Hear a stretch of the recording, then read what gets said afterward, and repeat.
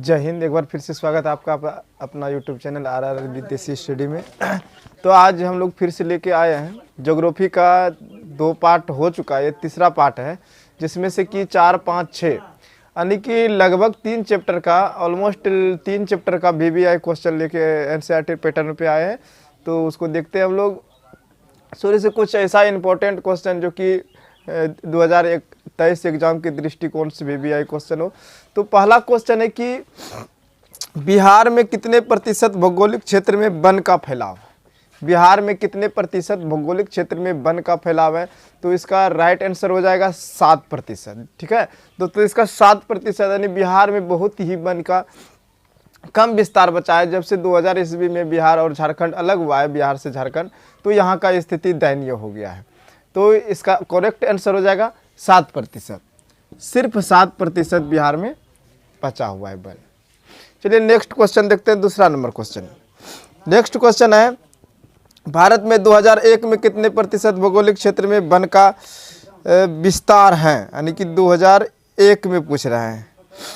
तो 2001 के अनुसार, जनगणना के अनुसार भारत में, बिहार में, हाँ भारत में पूछ रहा है, भारत में वन का विस्तार कितना? पूरे ऑल ऑफ इंडिया, पूरे इंडिया का वन का विस्तार पूछ रहा है 2001 के अनुसार से कितना है।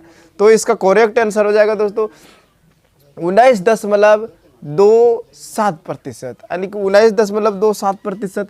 इसका करेक्ट आंसर हो जाएगा 19.27%। इतना ही भौगोलिक क्षेत्र पर जो है ना इसका विस्तार हुआ है। नेक्स्ट क्वेश्चन है भारत में किस राज्य में वन का विस्तार सबसे अधिक है? भारत का कौन ऐसा राज्य है जहाँ पे सबसे अधिक वन पाया जाता है? तो वो आंसर हो जाएगा हमारा मध्य प्रदेश। ये तो बहुत VBI क्वेश्चन है और ये बार बार पूछा भी जाता है। तो इसका करेक्ट आंसर हो जाएगा मध्य प्रदेश। जो कि भारत में सबसे अधिक वन पाया जाता है वो मध्य प्रदेश में पाया जाता है। चलिए नेक्स्ट क्वेश्चन देखते हैं हम लोग। क्वेश्चन नंबर 4, 1951 से 1980 तक बोल रहा है। 1951 से 1980 तक लगभग कितना वर्ग किलोमीटर वन क्षेत्र कृषि में तब्दील हो गया? यानी कि कितना वर्ग किलोमीटर क्षेत्र जो है कृषि में बदल गया भारत का? बोल रहा है 1951 से 1980 तक में। तो इसका करेक्ट आंसर हो जाएगा दोस्तों, देखो 26,200 वन जो है कृषि योग्य भूमि में चला गया। 26,200 वन, इसका करेक्ट आंसर हो जाएगा 26,200 मारिएगा।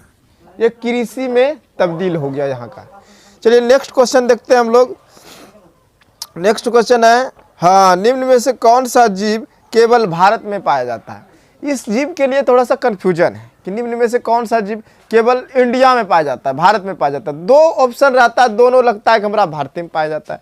एक हमारा घड़ियाल है और दूसरा हमारा डॉल्फिन है। दोनों में से एक है जो कि हमारे भारत में ही सिर्फ पाया जाता है। अब बात रहा, देखिए डॉल्फिन की बात करते हैं। तो डॉल्फिन देखिए हमारा गंगा नदी और सिंधु नदी, दोनों नदी में पाया जाता है। एक गंगा नदी, एक सिंधु नदी, दोनों नदी में हमारा डॉल्फिन पाया जाता है। ठीक है, और घड़ियाल जो है, घड़ियाल एक मगरमच्छ की प्रजाति है। घड़ियाल एक मगरमच्छ की प्रजाति है। और सिंधु नदी हमारा पाकिस्तान में भी, अब बांग्लादेश में भी, पाकिस्तान बांग्लादेश को जोड़ते हुए जाता है हमारा सिंधु नदी घाटी। और ये सिंधु नदी घाटी में हमारा घड़ियाल ने डॉल्फिन पाया जाता है। इसीलिए डॉल्फिन तो अनकरेक्ट हो गया, गलत हो गया। इसलिए इसका सही आंसर हो जाएगा हमारा घड़ियाल। घड़ियाल मारिएगा। ये क्वेश्चन पे बहुत ज़्यादा कंफ्यूजन रहता है कि भारत में कौन ऐसा जीव है जो सिर्फ भारत में पाया जाता है, तो घड़ियाल सही मारिएगा। चलिए नेक्स्ट क्वेश्चन देखते हैं, भारत का राष्ट्रीय पक्षी कौन है? ये तो कोई भी मार देगा। भारत का राष्ट्रीय पक्षी मोर। चलिए नेक्स्ट क्वेश्चन देखते हैं, टेक्सोल का उपयोग किया जाता है। टेक्सोल नामक रसायन का जो उपयोग किया जाता है वो किस में किया जाता है? टेक्सोल का उपयोग किस में किया जाता है? हम लोग पढ़े थे कि टेक्सोल का उपयोग जो है, टेक्सोल नामक रसायन का उपयोग चीड़ पौधा हुआ उसके टहली एवं छाल से प्राप्त किया जाता है। और इसका उपयोग होता है कैंसर औषधि में, कैंसर रोगियों में किया जाता है, नहीं कि कैंसर के रोगी के उपचार में। तो टेक्सोल का प्रयोग कैंसर में किया जाता है। चलिए नेक्स्ट क्वेश्चन देखते हैं हम लोग, चरक का संबंध किस देश से?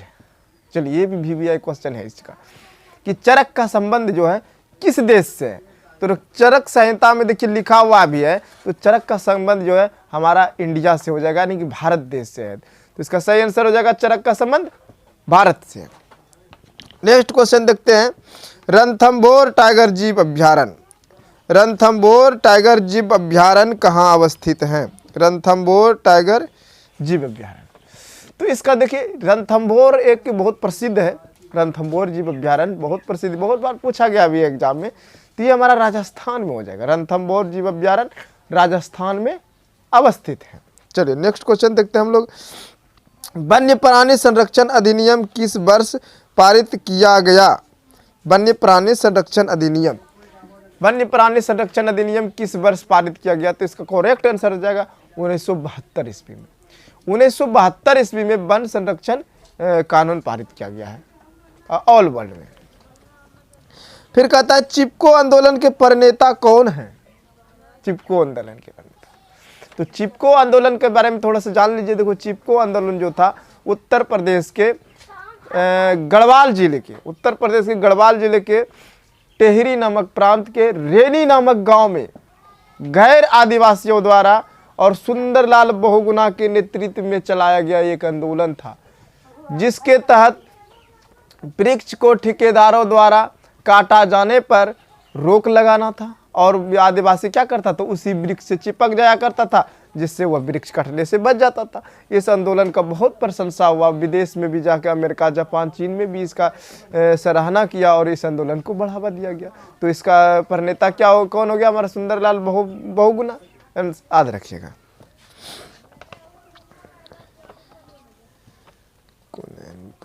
नेक्स्ट क्वेश्चन देखते हैं हम लोग, कहता कुनैन किस रोग का दवा है? कुनैन, कुनैन किस रोग का दवा है? तो कुनैन एक जड़ी बूटी है जो कि हमारे वन से ही प्राप्त होता है, और अगर कुनैन किस रोग का दवा है तो यह मलेरिया में इसका उपयोग किया जाता है। कुनैन किस रोग का दवा हो गया? मलेरिया का हो गया, मलेरिया में इसका उपयोग किया जाता है। चलिए नेक्स्ट क्वेश्चन देखते हैं हम लोग, वन विस्तार की दृष्टि से विश्व भारत का कौन सा स्थान है? वन विस्तार की दृष्टि से, वन विस्तार की दृष्टि से हाँ भारत कौन सा स्थान है? ये तो 10वां स्थान हो जाएगा। वन विस्तार की दृष्टि से भारत 10वां स्थान है। चलिए नेक्स्ट क्वेश्चन देखते हैं हम लोग, भारत वन्य जीव बोर्ड की स्थापना, भारत वन्य जीव बोर्ड की स्थापना कब हुआ था? तो ये 1952 ईस्वी में हुआ था। भारत वन्य जीव बोर्ड की स्थापना सन 1952 ईस्वी में हुआ था। भारत का राष्ट्र पशु, चलिए भारत का राष्ट्रीय पशु कौन है? इसका हम जवाब नहीं देंगे, और इसका अगर आप जवाब जानते हैं तो कमेंट बॉक्स में दीजिए कि भारत का राष्ट्रीय पशु कौन है। नेक्स्ट क्वेश्चन है, साल किस वन का वृक्ष है? साल जो है किस वन का? तो साल हमारा पतझड़ वन का हो गया, पीपल हो गया, सागवन हो गया, ये सारे के सारे पतझड़ वन में आता है। चलिए पतझड़ वन हो गया। फिर कहता है हॉट स्पॉट की पहचान किसने किया था? क्वेश्चन नंबर नेक्स्ट है कि हॉट स्पॉट की पहचान किसने किया था? तो Norman Myers, Norman Myers Norway में एक वैज्ञानिक था जिसने कि हॉट स्पॉट का खोज किया था, नॉर्मन मेयर्स, याद रखिएगा नॉर्मन मेयर्स। उसके बाद है मैंग्रोव वन का विस्तार सबसे अधिक कहाँ है? भारत की अगर जब बात किया जाए मैंग्रोव वन का अधिकार या फिर पूरे ऑल ऑफ वर्ल्ड में कि सबसे अधिक मैंग्रोव वन कहाँ है, तो वो सुंदरवन में, सबसे अधिक सुंदरवन में पाया जाता है। नेक्स्ट क्वेश्चन है, भारत में लगभग कितने खनिज पाए जाते हैं? भारत में लगभग 100 खनिज पाए जाते हैं, 100। लोह युक्त खनिज का उदाहरण है, अगर ऑप्शन है इसमें लोह युक्त खनिज का, ऑप्शन नंबर 1 है मैग्नीज, बी है अबरक, सी नंबर में बॉक्साइड और डी नंबर में नॉनवेज, इनमें से कोई नहीं। तो ऑप्शन नंबर 1 इसका सही हो जाएगा, मैग्नीज। मैग्नीज हमारा लोह युक्त खनिज है। नेक्स्ट क्वेश्चन है, निम्न में कौन अधात्विक खनिज है? यानी जो इसमें धात्विक गुण ना हो, जैसे कि टीन 1 नंबर में, बी नंबर में सोना, सी नंबर में आबरक, डी नंबर में लोहा। तो ये हमारा अबरक हो जाएगा। इसको ऑप्शन के अनुसार से हम लोग मारेंगे। अबरक, अबरक कोई धातु है नहीं ना, है धात्विक गुण नहीं है इसमें, अबरक हो जाएगा। नेक्स्ट क्वेश्चन इसका मोस्ट इंपोर्टेंट है, किस खनिज को उद्योगों की जननी माना जाता है? क्वेश्चन और बहुत मस्त है दोस्तों, किस खनिज को उद्योगों की जननी माना जाता है? तो इसका सही आंसर हो जाएगा लोहा, क्योंकि लोहा के बिना कोई भी उद्योग नहीं बन सकता। जैसे हम लोग का पाइपलाइन उद्योग बनाना है, बिस्किट उद्योग, चॉकलेट उद्योग, कपड़े उद्योग, सब में देखिए लोहे की बनी हुई मशीन का प्रयोग होता है ना। इसीलिए इसका करेक्ट आंसर हो जाएगा लोहे को उद्योगों की जननी कहा जाता है। चलिए नेक्स्ट क्वेश्चन देते हैं, भारत का सबसे बड़ा लौह उत्पादक क्षेत्र, भारत का सबसे बड़ा लौह उत्पादक क्षेत्र कौन सा है? तो ये तो बहुत मस्त क्वेश्चन हो गया। भारत का सबसे बड़ा लौह उत्पादक क्षेत्र कौन? ये कर्नाटक हो जाएगा दोस्तों। भारत का सबसे बड़ा लौह उत्पादक क्षेत्र कर्नाटक। फिर कहता है मैग्नीज उत्पादन में भारत का पूरे विश्व में क्यों स्थान है? मैग्नीज उत्पादन में भारत का पूरे विश्व में अगर जब बात किया जाए तो इसका तीसरा स्थान है, तीसरा स्थान दोस्तों। उसके बाद है, 1 टन इस्पात बनाने में कितने मैग्नीज का प्रयोग किया जाता है? 1 टन अगर इस्पात हम लोग बनाएंगे तो उसमें कितना मैग्नीज का प्रयोग होगा? 10 केजी मैग्नीज का प्रयोग होगा। इसको याद रखिएगा, 10 केजी मैग्नीज का प्रयोग किया जाता है। नेक्स्ट क्वेश्चन देखते हैं, उड़ीसा किस खनिज का सबसे बड़ा उत्पादक राज्य है? उड़ीसा जो है किस खनिज का सबसे बड़ा उत्पादक राज्य है? तो उड़ीसा में मैग्नीज का ये सबसे बड़ा उत्पादक राज्य है उड़ीसा। एल्युमिनियम का अयस्क है haematite, bauxite, cinnabar. Haematite, bauxite, cinnabar. तो एल्युमिनियम का ऑक्साइड हमारा हो जाएगा बॉक्साइट। एल्युमिनियम का प्रमुख अयस्क बॉक्साइट हो जाएगा। नेक्स्ट है, भारत में तांबे का कुल भंडार कितना है? यानी कि कितना केजी का लगभग समथिंग भंडार है भारत में तांबे का पूछ रहा है। तो इसका सही आंसर हो जाएगा हम लोग का 125 करोड़ टन।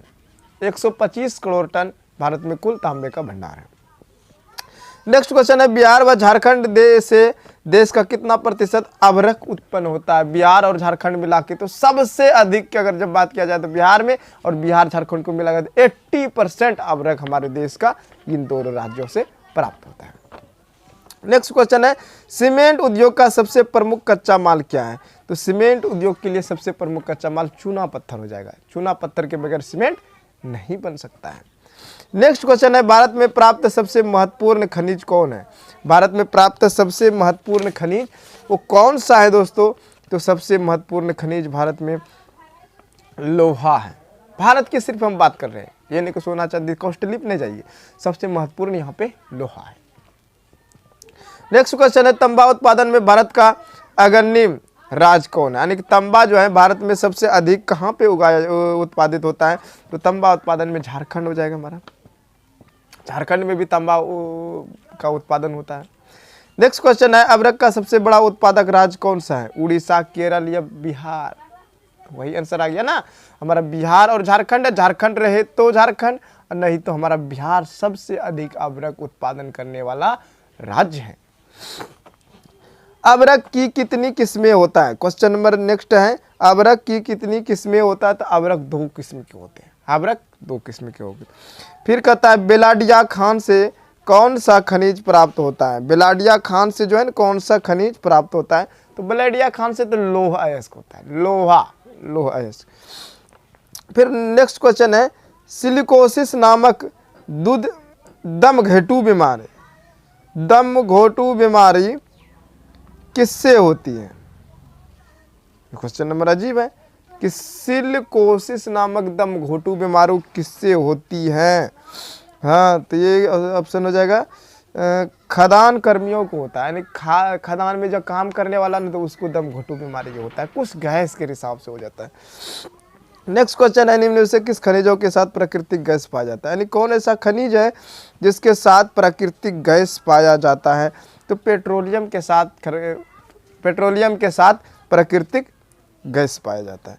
फिर है, पीतल बनाया जाता है। यानी कि पीतल किसका किसका मिश्रण है दोस्तों? पीतल किसका किसका है? तो पीतल तांबे और जस्ता का मिश्रण है। पीतल तांबे और जस्ता का मिश्रण हो गया।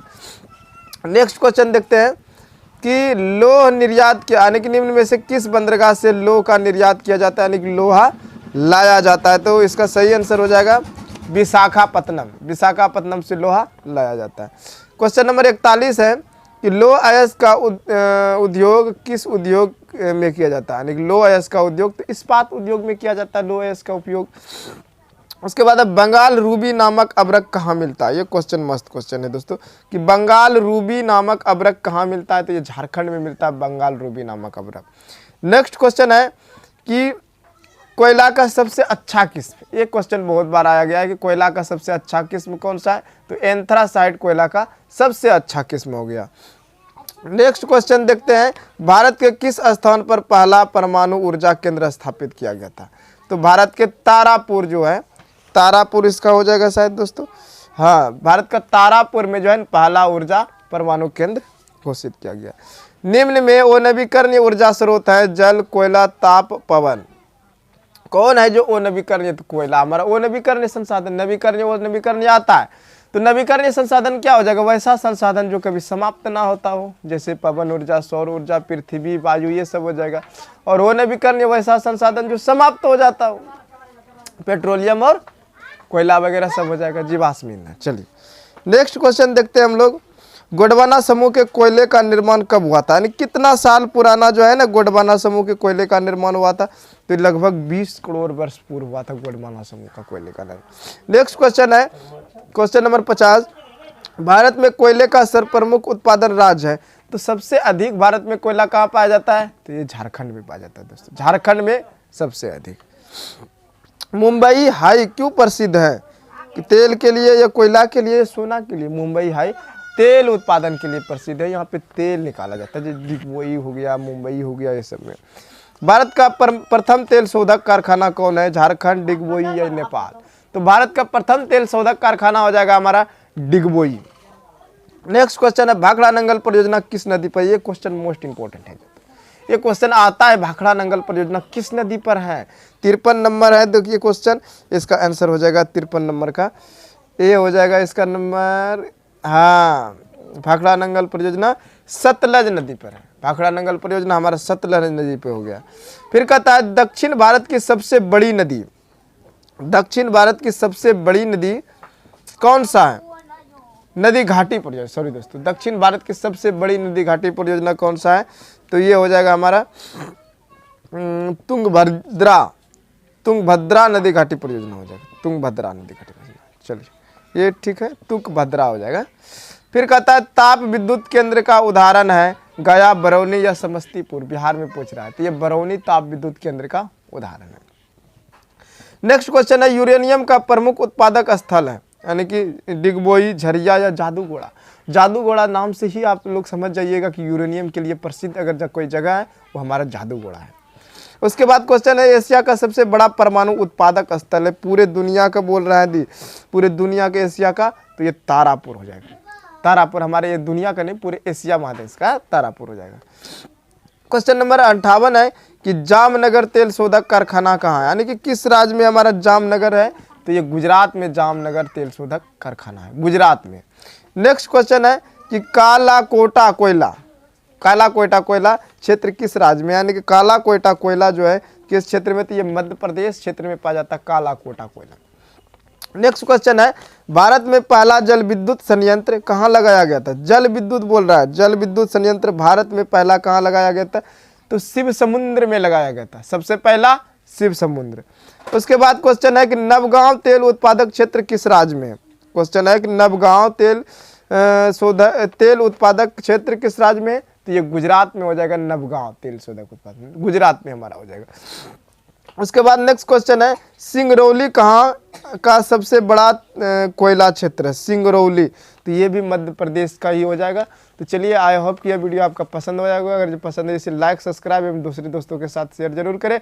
और इससे जरूर है कि 5 से 7 गो ऑब्जेक्टिव आपको देखने के लिए मिलेगा दोस्तों। 5 से 7 नंबर एकदम फिक्स क्वेश्चन है, क्योंकि ये इसमें VBI ऑब्जेक्टिव यानी कि ज्योग्राफी का आपका 4, 5, 6 चैप्टर का निकाला गया, NCERT का टोटल दिया गया है। चलिए जय हिंद, मिलते हैं नेक्स्ट वीडियो में।